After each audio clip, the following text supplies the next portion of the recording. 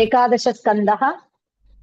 अथ सप्तविंशोऽध्यायः 27th chapter from श्लोका 1. उद्धव उवाच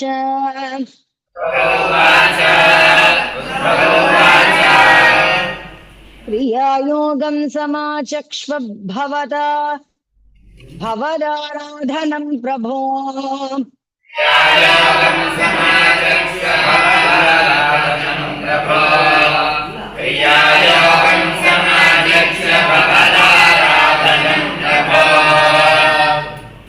यस्मात् त्वां ये यथार्चन्ति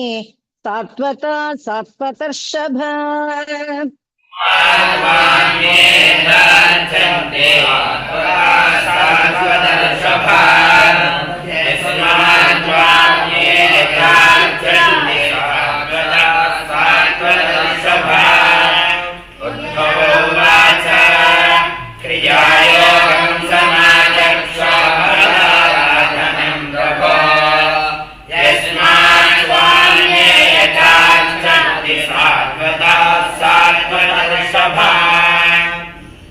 एतद्वदन्ति मुनयो मुहुर्निःश्रेयसं नृणाम्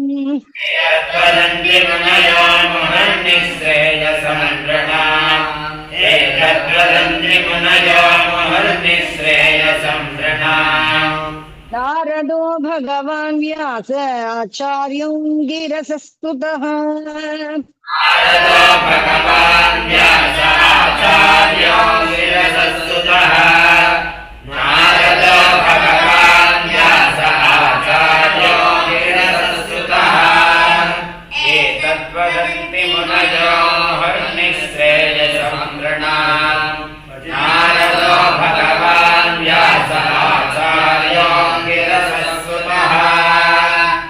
निःसृतं ते मुखाम्बोजाद्यदाह भगवानजः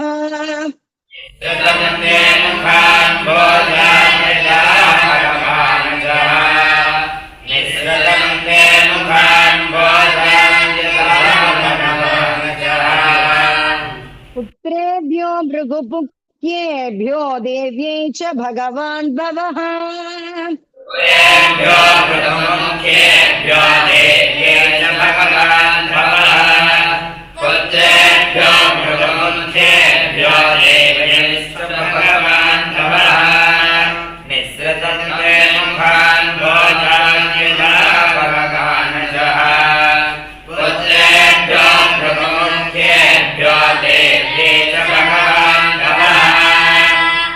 एतद्वै सर्ववर्णानामाश्रमाणां च सम्मतम्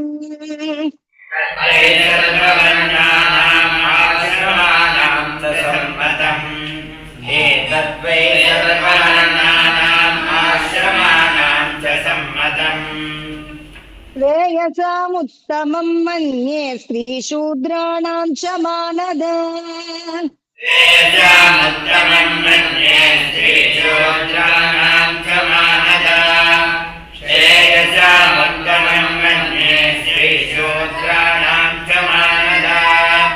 एतद्वै सर्ववर्णानाम् आश्रमाणां च सम्मतम् श्रेयसामुत्तमं मन्ये स्त्रीशूद्राणां च मानद एतत् कमलपत्राक्षकर्णबन्ध विमोचनम्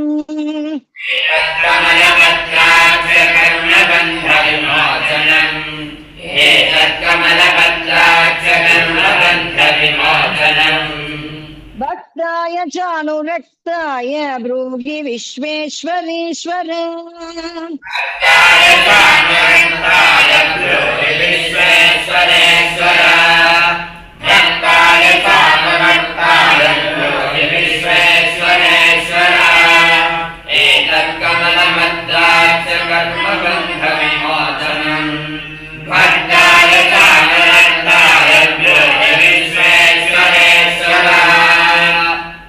भगवानुवाच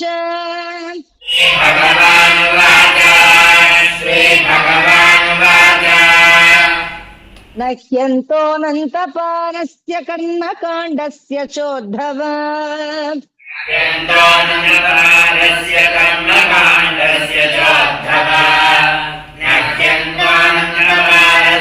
कर्मकाण्डस्य चोद्धवा संक्षिप्तं वर्णयिष्यामि यथा वदनु पूर्वशः क्षिप्तं वर्णयिष्यामि यथा वदनु पूर्वशः संक्षिप्तं वर्णयिष्यामि यथा वदनु पूर्वशः श्रीभगवानुवाच नाट्यं त्वानन्द्रपालस्य कर्मकाण्डस्य चोद्धवा संक्षिप्तं वर्णयिष्यामि यथा वदनु पूर्वशः वैदिकः तन्त्रिको मिश्र इति मे त्रिविधो मखः वैदिकः तान्त्रिको मिश्र इति मे त्रिविधो मखः वैदिकः तान्त्रिको मिश्र इति मे त्रिविधो मखः त्रयाणाम् इति तेनैव विधिना मां समर्चयेत् त्रयाणामित्यनेनैव विधिना मां समर्चयेत् त्रयाणामित्यनेनैव विधिना मां समर्चयेत् वैदिकः तान्त्रिको मिश्र इति मे त्रिविधो मखः त्रयाणामित्यनेनैव विधिना मां समर्चयेत् यदा स्वनिगमेनोक्तं द्विजत्वं प्राप्य पूरुषः द्विजत्वं प्राप्य पूरुषः यदा स्वनिगमेनोक्तं द्विजत्वं प्राप्य पूरुषः यथा यजेत मां भक्त्या श्रद्धया तन्निबोध मे यजेत मां भक्त्या श्रद्धया तन्निबोध मे यथा यजेत मां भक्त्या श्रद्धया तन्निबोध मे यदा स्वनिगमेनोक्तं द्विजत्वं प्राप्य पूरुषः यथा यजेत मां भक्त्या श्रद्धया तन्निबोध मे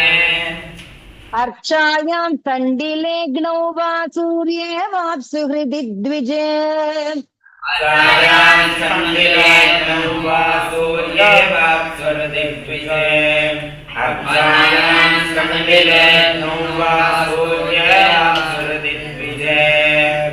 द्रव्येण भक्तियुक्तोऽर्चेत् स्वगुरुं माममायया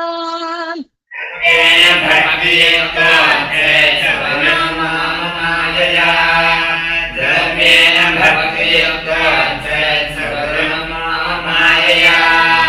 अर्चायां तण्डिलेऽग्नौ वा सूर्ये वाप्सु हृदि द्विजे द्रव्येण भक्तियुक्तो अर्चेत् स्वगुरुं माममायया पूर्वं स्नानं प्रकुर्वीत दौतदन्तोऽङ्गशुद्धये पूर्वं स्नानं प्रकुर्वीत दौतदन्तोऽङ्गशुद्धये पूर्वं स्नानं प्रकुर्वीत दौतदन्तोऽङ्गशुद्धये उभयैरपि च स्नानं मन्त्रैर्मृद्ग्रहणादिना उभयैरपि च स्नानं मन्त्रैर्मृद्ग्रहणादिना उभयैरपि च स्नानं मन्त्रैर्मृद्ग्रहणादिना पूर्वं स्नानं प्रकुर्वीत दौतदन्तोऽङ्गशुद्धये उभयैरपि च स्नानं मन्त्रैर्मृद्ग्रहणादिना सन्ध्योपास्यादिकर्माणि वेदेनाचोदितानि मे योगास्यादिकर्माणि वेदेनाचोदितानि मे सन्ध्योपास्यादिकर्माणि वेदेनाचोदितानि मे पूजां तै कल्पयेत् सम्यक् सङ्कल्पः कर्म पावनीम् पूजान्ते कल्पयेत् सम्यक् सङ्कल्पः कर्म पावनीम् पूजान्ते कल्पयेत् सम्यक् सङ्कल्पः कर्म पावनीम् सन्ध्योपास्यादिकर्माणि वेदेनाचोदितानि मे पूजान्ते कल्पयेत् सम्यक् सङ्कल्पः कर्म पावनीम् शैलीदारुमयी लौही लेप्या लेख्या च सैकती शैलामये लोहे जाले चाचसैकति शैलेशान्मयी लौहीरेव्यालेख्याचसैकती मनोमयी मणिमयी प्रतिष्ठाष्टविधा स्मृता मनोमयी प्रतिमाष्टविधा स्मृता मनोमयी मणिमयी प्रतिमाष्टविधा स्मृता शैलेशान्मयी लौहीरेव्यालेख्याचसैकती मनोमयी मणिमयी प्रतिमाष्टविधा स्मृता कलाचलेति द्विविधा प्रतिष्ठा जीवमन्दिरम् द्विविधा प्रतिष्ठा जीवमन्दिरम् चलाचले द्विविधा प्रतिष्ठा जीवमन्दिरम् उद्वासवाहनेन स्थिरायाम् उद्धवार्चने राजावाहनेन स्थिरायामुद्धवार्चने उद्वासवाहनेन स्थिरायामुद्धवार्चने चलाचले द्विविधा प्रतिष्ठा जीवमन्दिरम् उद्वासवाहनेन स्थिरायामुद्धवार्चने अस्थिराया विकल्पस्यात् तण्डिले तु भवेद्वयम् स्थिरायां विकल्पस्यात्स्थण्डिले तु भवेद्वयम् अस्थिरायां विकल्पस्यात्स्थण्डिले तु भवेद्वयम् सपनं त्वविलेप्यायामन्यत्र परिमार्जनम् नपनन्त्वविलेप्यायामन्यत्र परिमार्जनम् नपनन्त्वविलेप्यायामन्यत्र परिमार्जनम् अस्थिरायां विकल्पस्यात्स्थण्डिले तु भवेद्वयम् नपनन्त्वविलेप्यायामन्यत्र परिमार्जनम् द्रव्यैः प्रसिद्धैर्मद्यागप्रतिमादिष्वमायिनः प्रतिमादिष्वमादिनः द्रव्ये प्रसिद्धे मद्यागप्रतिमादिष्वमादिनः भक्तस्य च यथा लब्धैर्हृदि भावेन चैव हि तस्य च यथा लब्धे विभावेन चैव हि भक्तस्य च यथा लब्धे विभावेन चैव हि द्रव्ये प्रसिद्धैर्मद्यागप्रतिमादिष्वमादिनः भक्तस्य च यथा लब्धे विभावेन चैव हि नानालङ्करणं प्रेष्टम् अर्चायामेव तूर्धव स्नानालङ्करणं प्रेष्टम् अर्चायामेव तूर्धव स्नानालङ्करणं प्रेष्टम् अर्चायामेव तूर्धव कण्डिले तत्त्वविन्यासः वक्ष्णावाद्यप्लुतं हविः तत्त्वविन्यासः नावाच्यप्लुतं हविः खण्डिले तत्त्वविन्यासः नावाच्यप्लुतं हविः स्नानालङ्करणं प्रेष्टम् अर्चायामेव तूर्धव खण्डिले तत्त्वविन्यासः नावाच्यप्लुतं हविः सूर्ये चाभ्यर्गणं प्रेष्टं सलिले सलिलादिभिः सूर्ये चाभ्यर्गणं प्रेष्टं सलिले सलिलादिभिः सूर्ये चाभ्यर्गणं प्रेष्टं सलिले सलिलादिभिः श्रद्धया उपाहृतं प्रेष्टं भक्तेन मम वार्यपि श्रद्धया उपाहृतं प्रेष्टं भक्तेन मम वार्यपि श्रद्धया उपाहृतं प्रेष्टं भक्तेन मम वार्यपि सूर्ये चाभ्यर्हणं प्रेष्टं सलिले सलिलादिभिः श्रद्धया उपाहृतं प्रेष्टं भक्तेन मम वार्यपि भूर्यपि अभक्तोपहृतं न मे तोषाय कल्पते भूर्यपि अभक्तोपहृतं न मे तोषाय कल्पते भूर्यपि अभक्तोपहृतं न मे तोषाय कल्पते गन्धोदूपस्तु मनसो दीपो नाद्यं च किं पुनः गन्धोदूपस्तु मनसो दीपो नाद्यं च किं पुनः कन्द्वाजोपस्सु मनसो देवो नाद्यञ्च किं पुनः भूयति अभक्तो वर्तन्नमेतो राजकल्पते कन्द्वाजोपस्सु मनसो देवो नाद्यञ्च किं पुनः ऋषिः संवृतसंभारः प्राग्दर्भैकल्पितासनः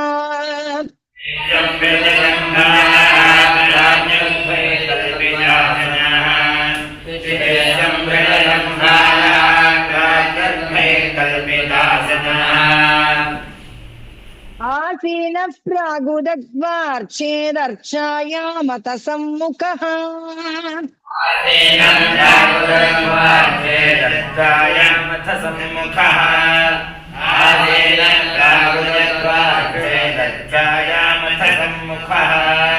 शुचिः संभृतसंभारः प्रागर्भे कल्पितासनः आसीनः प्रागुदग्वार्चेदर्चायामत सम्मुखः कृतन्यासामदर्चां पाणिना मृजेत्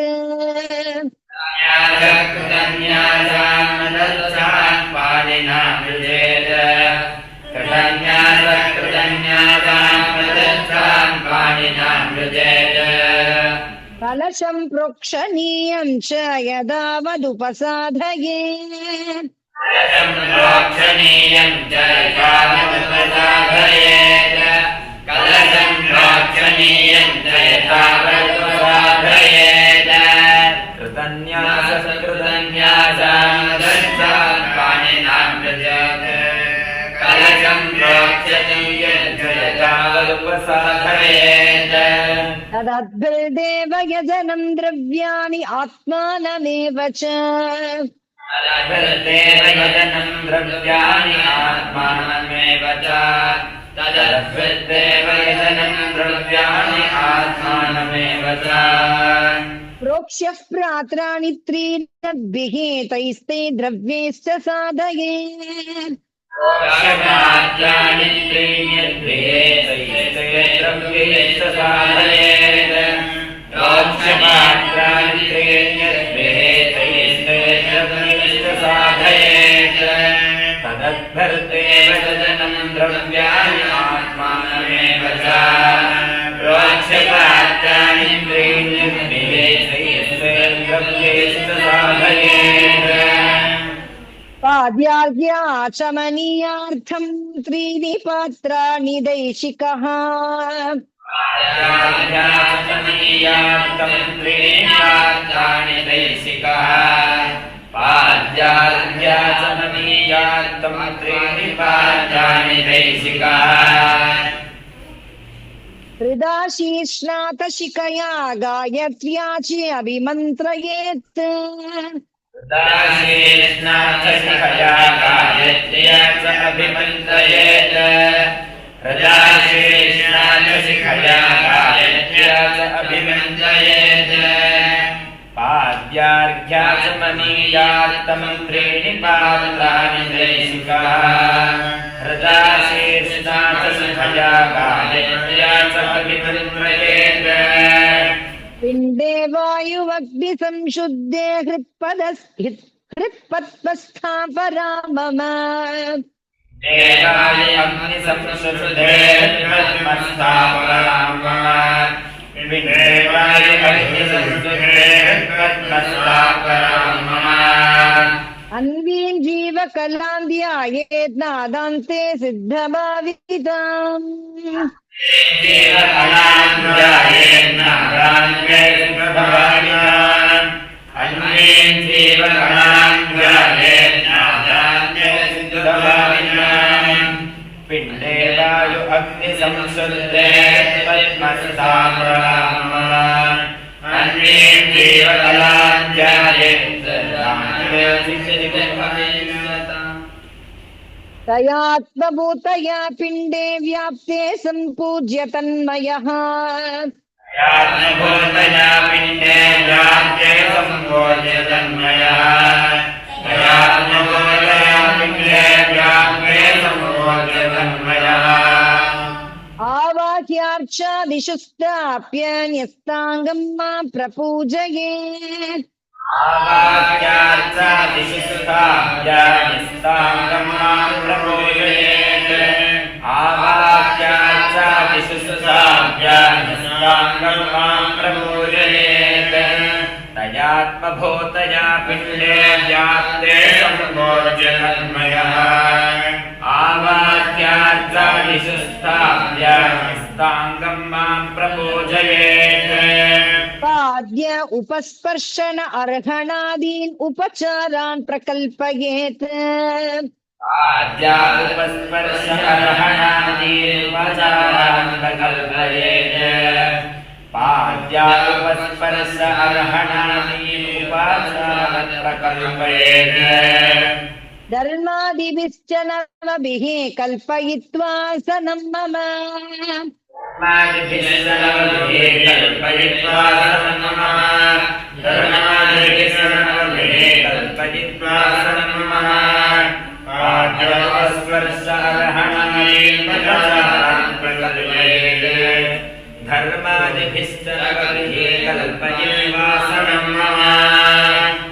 पद्म अष्टदलं तत्र कर्णिका केसरोज्ज्वलम् अष्टदलं तत्र कर्णिका केसरोज्ज्वलम् पद्माष्टदलं तत्र कर्णिका केसरोज्ज्वलम् उभाभ्यां वेदतन्त्राभ्यामह्यं तु भयसिद्धये उभाभ्यां वेदतन्त्राभ्यां मह्यन्तु भयसिद्धये उभाभ्यां वेदतन्त्राभ्यां मह्यन्तु भयसिद्धये पद्ममस्तदलं तत्र कर्णिका केसरोज्ज्वलम् उभाभ्यां वेदतन्त्राभ्यां मह्यन्तु भयसिद्धये दर्शनं पाञ्चजन्यं गदासीषु धनुर्हलान् पाञ्चजन्यं गदासीषु धनुर्हलान् दर्शनं पाञ्चजन्यं गदासीषु धनुर्हलान् मुसलं कौस्तुभं मालां श्रीवत्सं चानुपूजयेत् मुसलं कौस्तुभं मालां श्रीवत्सं चानुपूजयेत् मुसलं कौस्तुभं मालां श्रीवत्सं चानुपूजयेत् सुदर्शनं पाञ्चजन्यं गदासीषु धनुर्हलान् मुसलं कौस्तुभं मालां श्रीवत्सं चानुपूजयेत् नन्दं सुनन्दं गरुडं प्रचण्डं चण्डमेव च सुनन्दं गरुडं प्रचण्डं चण्डमेव च नन्दं सुनन्दं गरुडं प्रचण्डं चण्डमेव च महाबलं बलं चैव कुमुदं कुमुदेक्षणम् महाबलं बलं चैव कुमुदं कुमुदेक्षणम् महाबलं बलं चैव कुमुदं कुमुदेक्षणम् नन्दं सुनन्दं गरुडं प्रचण्डं चण्डमेव च महाबलं बलं चैव कुमुदं कुमुदेक्षणम् दुर्गाविनायकं व्यासं विश्वक्सेनं गुरून् सुरान् दुर्गाविनायकं व्यासं विश्वक्सेनं गुरून् सुरान् दुर्गाविनायकं व्यासं विश्वक्सेनं गुरून् सुरान् स्वे स्वे स्थाने तु अभिमुखान् पूजयेत् प्रोक्षणादिभिः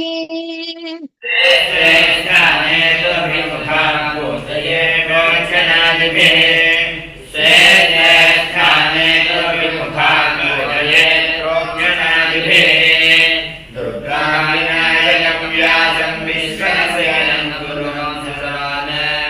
स्वे स्वे स्थाने तु अभिमुखान् पूजयेत् प्रोक्षणादिभिः चन्दनो क्षीरकर्पूर कुङ्कुमा गुरुवासितैः चन्दनाशीरकर्पूरकुङ्कुमा गुरुभासितैः चन्दनाशीरकर्पूरकुङ्कुमा गुरुभासितैः सलिले स्नापयेन् मन्त्रैः नित्यदा विभवे सति स्थापये मन्त्रैः नित्यदा विभवे सति सलिले स्थापये मन्त्रैः नित्यदा विभवे सति चन्दनो शीलकर्पूर कुङ्कुमाकृतासितैः त्रये स्नापये मन्त्रे नित्यदानप्रवेशैः श्री हरये नमः श्री हरये नमः श्रीवागीवनस्मरणं गोविन्दा